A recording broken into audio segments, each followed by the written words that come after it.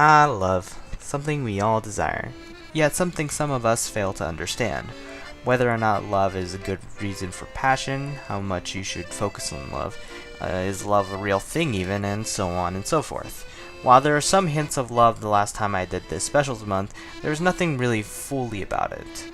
Well, zero sort of, but even then it's kind of half about race and whatever. So I think we're reaching new territory when I watched a little video known as Goutte, or Drop of Gold. Man, I missed that. So the story is simple. Dead pirate tries to win the love of a weird squid woman. I mean, that's the gist of it. To be honest, in the beginning, I had a struggle to really find why this animation exists. What was the audience? What was the reason? And most confusing to me, why was it praised so highly? Well, I think I definitely see the reason why. The animation. Duh. Okay, but for real, the animation is completely stunning. It's all stop motion. Well, I assume for the most part. It's surprisingly smooth in most parts and is lit in such ways where the colors just pop right in. Just looking at the reaction of each character, you just see so much emotion. The designs are very distinguished and complement each other's personalities, whether it be a greedy pirate, a curious octopus, overbearing octopus head hat thing, or the band of pirates band. The music may also be an answer for this godforsaken riddle of why it's so good. It really does complement the animation so well and gives so much life to each action. The animation doesn't completely drown in music either, as it would be boring otherwise. The whole reason why the music works so well is because it complements the animation and almost rhymes with it, which is why the animation also needed sound effects, as being completely music oriented would sever the line with the animation and the music, and they wouldn't work so well with one another. So glad I did it for this one. But really, what is worth the praise?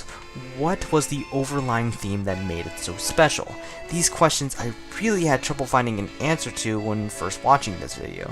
It was actually one of the first animations I watched after a long string of animations that soon led to animation. Of course, the idea sparked when I watched Shelter, but that's not to say that these long string of animations weren't anything short of inspiring. Well, along with a few others I'll get into later, this was an exception.